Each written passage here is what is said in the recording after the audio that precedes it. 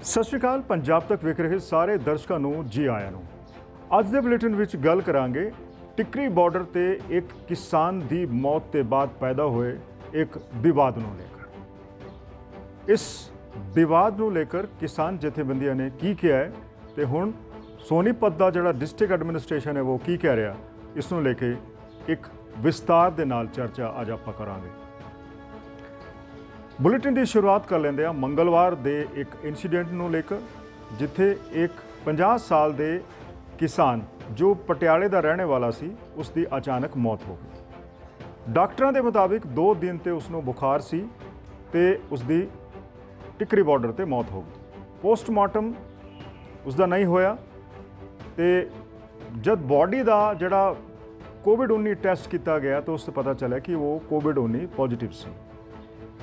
लेकिन इस positive report ਨੂੰ किसान जथेबंदियां मनने ਦੇ ਲਈ ਤਿਆਰ ਨਹੀਂ। किसान जथेबंदियां बार-बार कह रही ने कि वो कोविड-19 ਦੇ ਨਾਲ नहीं मरिया, वो डायबिटीज़ ਦਾ पेशेंट सी ਤੇ उसका ਜਿਹੜਾ शुगर है वो लैवल काफ़ी लो चल गया सी तो उसके चलते उसकी मौत हो गई। ये किसान जथेबंदियां बार-बार कह रही ने, लेकिन जी रिपोर्ट है वो कह रही है कि वो कोविड-19 पॉजिटिव सी। किसान जथेबंदियां इस रिपोर्ट ਨੂੰ क्यों नहीं मान रही कि ਅਸੀਂ ਟੈਕਨੋਲੋਜੀ ਨੂੰ ਨਕਾਰ ਸਕਦੇ ਹਾਂ, ਕਿ ਟੈਕਨੋਲੋਜੀ ਗਲਤ ਕਹਿੰਦੀ ਹੈ। ਮੰਨ ਲਿਆ ਕਿ ਇਹ ਇੱਕ ਆਈਸੋਲੇਟਡ ਇਨਸੀਡੈਂਟ ਹੈ ਆਫਟਰ ਦੀ ਵੈਸਟ ਬੰਗਾਲ ਲੇਡੀ ਐਕਟਿਵਿਸਟ ਜਿਹੜੀ ਡੈਥ 30 ਅਪ੍ਰੈਲ ਨੂੰ ਦਿੱਲੀ ਵਿੱਚ ਹੋਈ ਸੀ। ਦੂਜਾ ਇਨਸੀਡੈਂਟ ਹੈ ਤੇ ਤੁਹਾਡਾ ਇੰਨੇ ਹਜ਼ਾਰਾਂ ਦਾ ਇਕੱਠ ਹੈ, ਉਸ ਦੇ ਵਿੱਚ ਜੇ ਇੱਕ ਦੋ ਨੂੰ ਕਰੋਨਾ ਮਿਲ ਗਿਆ ਤਾਂ ਫਿਰ ਉਸ ਨੂੰ ਇੰਨਾ ਹੰਗਾਮਾ ਕਰਨ ਦੀ ਕੀ ਲੋੜ ਹੈ।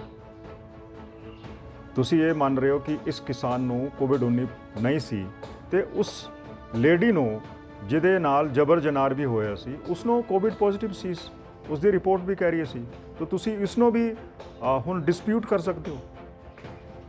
ਸਮਝ ਵਾਲੀ ਗੱਲ ਇਹ ਹੈ ਕਿ ਜਦ ਕੋਰੋਨਾ ਵਾਇਰਸ ਦੀ ਮਹਾਮਾਰੀ ਸਾਰੇ ਸੰਸਾਰ ਵਿੱਚ ਫੈਲੀ ਹੋਈ ਹੈ, ਹਰ ਪੰਜਾਬ ਦੇ ਪਿੰਡ ਵਿੱਚ ਹੈ, ਲੋਕੀ ਮਰੀ ਜਾ ਰਹੇ ਨੇ, ਤੁਸੀਂ ਇਸ ਸੱਚਾਈ ਨੂੰ ਮੰਨਣ ਦੇ ਲਈ ਕਿਉਂ ਤਿਆਰ ਨਹੀਂ? ਜਿਹੜਾ ਤੁਹਾਡਾ ਇਕੱਠ ਹੈ ਕਿ ਉਸ ਦੇ ਵਿੱਚ ਕੋਵਿਡ ਪੋਜ਼ਿਟਿਵ ਲੋਕੀ ਨਹੀਂ ਹੋ ਸਕਦੇ? ਜੇ ਨਹੀਂ ਹੋ ਸਕਦੇ ਤਾਂ ਫਿਰ ਇੰਨੀ ਗਿਣਤੀ ਵਿੱਚ ਪੰਜਾਬ ਦੇ ਪਿੰਡਾਂ ਦੇ ਵਿੱਚ ਜਿਹੜੇ ਪਾਰਟਿਸਿਪੇਟ ਤੁਹਾਡੇ ਪ੍ਰੋਟੈਸਟ ਵਿੱਚ ਕਰਨੇ ਆਏ ਸੀ ਉਹਨਾਂ ਦੀ ਮੌਤ ਕਿਵੇਂ ਹੋ ਰਹੀ ਹੈ? ਤੁਸੀਂ ਪੰਜਾਬ ਦੇ ਪਿੰਡਾਂ ਵਿੱਚ ਜਾਓ ਜਿੱਥੇ ਪਿੰਡਾਂ ਨੂੰ ਹੁਣ ਕੰਟੇਨਮੈਂਟ ਜ਼ੋਨ ਬਣਾ ਦਿੱਤਾ ਗਿਆ ਹੈ।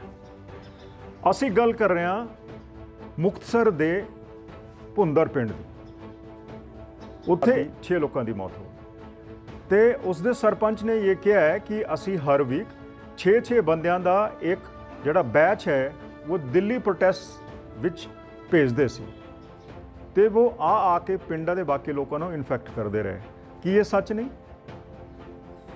ਹਰਿਆਣੇ ਦੇ ਵਿੱਚ 239 ਤੇ ਵੱਧ ਲੋਕੀ ਜਿਹੜੇ ਪ੍ਰੋਟੈਸਟ ਸਾਈਟਸ ਦੇ ਆਲੇ ਦੁਆਲੇ ਰਹਿੰਦੇ ਨੇ ਉਹਨਾਂ ਦੀ ਸਸਪੀਸ਼ੀਅਸ ਡੈਥ ਹੋ ਚੁੱਕੀ ਹੈ। ਕੀ ਕਾਰਨ ਹੈ? ਕਿ ਕਿਸਾਨਾਂ ਨੂੰ ਕੋਵਿਡ-19 ਬਖਸ਼ ਰਿਹਾ? ਕਿ ਕੋਵਿਡ-19 ਦਾ ਜਿਹੜਾ ਸੰਕਰਮਣ ਹੈ, ਇਨਫੈਕਸ਼ਨ ਹੈ, वो किसी ਦਾ ਧਰਮ, ਜਾਤ ਜਾਂ ਪ੍ਰੋਫੈਸ਼ਨ, ਤੂੰ ਕਿਸਾਨ ਹੈ ਮੈਂ ਸਰਕਾਰੀ ਨੌਕਰੀ 'ਚ ਹਾਂ, ਇਹ ਦੇਖ ਕੇ ਆਉਂਦਾ ਹੈ। ਇਸ ਨੂੰ ਮੰਨਣੇ ਵਿੱਚ ਕੋਈ ਬੁਰਾਈ ਨਹੀਂ ਹੈ। ਸਾਨੂੰ ਇਹ ਮੰਨ ਲੈਣਾ ਚਾਹੀਦਾ ਕਿ ਕੋਵਿਡ-19 ਦੀ ਜਿਹੜੀ ਬਿਮਾਰੀ ਹੈ ਉਹ ਕਿਸੇ ਨੂੰ ਨਹੀਂ ਛੱਡਦੀ। ਜੇ ਆਪਾਂ ਭੀੜ ਦਾ ਹਿੱਸਾ ਬਣਾਂਗੇ ਤਾਂ ਫਿਰ ਸਾਨੂੰ ਇਨਫੈਕਸ਼ਨ ਤਾਂ ਹੋਣਾ ਹੀ ਹੋਣਾ ਹੈ। ਤੁਸੀਂ ਕੱਲ੍ਹ ਦੀ ਜਿਹੜੀ ਗਾਈਡਲਾਈਨਸ ਹੈ, WHO ਦੀ ਗਾਈਡਲਾਈਨਸ ਦੇਖ ਲਿਓ ਕਿ 10 ਮੀਟਰ ਤੱਕ ਜਿਹੜੇ ਸਾਡੇ 에ਅਰੋਸੋਲ ਨੇ, ਜਿਹੜੇ ਅਸੀਂ ਸਾਹ ਦੇ ਨਾਲ ਡ੍ਰੌਪਲੇਟ ਛੱਡਦੇ ਨੇ, 10 ਮੀਟਰ ਤੱਕ ਬੰਦੇ ਨੂੰ ਇਨਫੈਕਟ ਕਰ ਸਕਦੇ ਨੇ। ਸੋਸ਼ਲ ਡਿਸਟੈਂਸਿੰਗ, ਮਾਸਕ ਪਹਿਨਣਾ ਜਾਂ ਫਿਰ ਕੋਵਿਡ ਦੇ ਬਾਕੀ ਪ੍ਰੋਟੋਕੋਲਸ ਦਾ ਪਾਲਨ ਕਰਨਾ ਇਹ ਬਹੁਤ ਲਾਜ਼ਮੀ ਹੈ। ਜੇ ਨਹੀਂ ਆਪਾਂ ਕਰਾਂਗੇ, ਤੁਸੀਂ ਅੱਜ ਤੋਂ ਡਿਸਪਿਊਟ ਕਰ ਹੀ ਰਹੇ ਹੋ, ਤੁਸੀਂ ਇਨਫੈਕਸ਼ਨ ਨਹੀਂ ਰੋਕ ਸਕਦੇ। ਕਾੜਾ ਪੀ ਕੇ ਇਨਫੈਕਸ਼ਨ ਨਹੀਂ ਰੁਕਦਾ, ਇਹ ਤਾਂ ਹਾਲੀ ਸਾਇੰਟੀਫਿਕਲੀ ਪ੍ਰੂਵ ਨਹੀਂ ਹੋਇਆ। ਜਿਹੜੀ ਇਮਿਊਨਿਟੀ ਦੀ ਗੱਲ ਕੀਤੀ ਜਾਂਦੀ ਹੈ, ਵਿਟਾਮਿਨ ਸੀ ਦੇਣੇ ਦੀ, ਜ਼ਿੰਕ ਦੇਣੇ ਦੀ, ਇਹ ਵੀ ਹਾਲੇ ਤੱਕ ਪ੍ਰੂਵ ਨਹੀਂ ਹੋਇਆ। ਅਮਰੀਕਾ ਵਰਗੇ ਦੇਸ਼ਾਂ ਵਿੱਚ ਵੀ ਪ੍ਰੂਵ ਨਹੀਂ ਹੋ ਸਕਿਆ।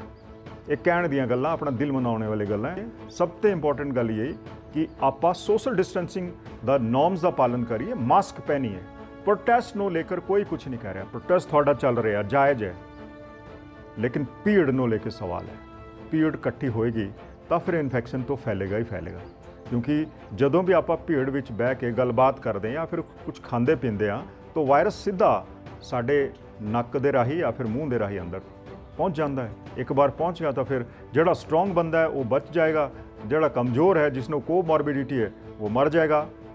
ਇੱਕ ਮਹੀਨੇ ਦੇ ਦੌਰਾਨ ਪੰਜਾਬ ਵਿੱਚ ਜਿੰਨੇ ਬੰਦੇ ਕੋਵਿਡ-19 ਦੇ ਨਾਲ ਮਰੇ ਨੇ, 85% ਲੋਕੀ ਕੋਮੋਰਬਿਡਿਟੀ ਦੇ ਸ਼ਿਕਾਰ ਸੀ, ਯਾਨੀ ਉਹਨਾਂ ਨੂੰ ਕੋਈ ਦਮੇ ਦੀ ਬਿਮਾਰੀ, ਡਾਇਬੀਟੀਜ਼ ਦੀ ਬਿਮਾਰੀ, ਸ਼ੂਗਰ ਦੀ ਜਾਂ ਫਿਰ ਦਿਲ ਦੀ ਬਿਮਾਰੀ ਔਰ ਇਸ ਤਰ੍ਹਾਂ ਦੀਆਂ ਬਿਮਾਰੀਆਂ ਸੀ। ਤਾਂ ਇਹ ਜ਼ਰੂਰੀ ਹੈ ਕਿ ਅਸੀਂ ਇਹਨਾਂ ਹਾਲਾਤਾਂ ਦੇ ਮੱਦੇਨਜ਼ਰ ਇਹਨਾਂ ਨੂੰ ਸਾਹਮਣੇ ਰੱਖਦੇ ਹੋਏ ਐਟਲੀਸਟ ਸੋਸ਼ਲ ਡਿਸਟੈਂਸਿੰਗ, ਮਾਸਕ ਪਹਿਨਣਾ ਤਾਂ ਲਾਜ਼ਮੀ ਕਰੀਏ, ਤਾਂ ਹੀ ਸਾਡੀ ਜਾਨ ਬਚ ਸਕਦੀ ਹੈ। ਹੁਣ ਜੇ ਆਪਾਂ ਲੜਾਈ ਕਰਦੇ ਰਹੇ, ਹੁਣ ਆਪਾਂ ਜੇ RT-PCR ਜਾਂ ਫਿਰ ਦੂਜੀਆਂ ਰਿਪੋਰਟਾਂ ਨੂੰ ਡਿਸਪਿਊਟ ਕਰਦੇ ਰਹੇ, ਤਾਂ ਫਿਰ ਸਾਡੇ ਵਿੱਚ ਤੇ ਸਾਰੇ ਲੋਕੀ ਹੱਸਣਗੇ ਨਾ। ਹਾਸੇ ਦਾ ਕਾਰਨ ਨਾ ਬਣੀਏ, ਸਾਇੰਸ ਨੂੰ ਮੰਨੀਏ, ਬਿਮਾਰੀ ਤੇ ਬਚੀਏ। ਐਸੀ ਅੱਜ ਦਾ ਬੁਲੇਟਿਨ ਕਿਵੇਂ ਜਿਹਾ ਲੱਗਿਆ ਤੁਹਾਨੂੰ, ਸਾਨੂੰ ਜ਼ਰੂਰ ਦੱਸਿਓ। ਕਰਦੇ ਰਹੋ ਸ਼ੇਅਰ ਬੁਲੇਟਿਨ, ਤਾਂ ਕਿ ਤੁਹਾਡੀ ਗੱਲ ਜ਼ਿਆਦਾ ਲੋਕਾਂ 'ਚ ਪਹੁੰਚੇ, ਨਾਲ ਸਰਕਾਰਾਂ ਦੇ ਕੰਨਾਂ ਵਿੱਚ। ਸਤਿ ਸ਼੍ਰੀ ਅਕਾਲ।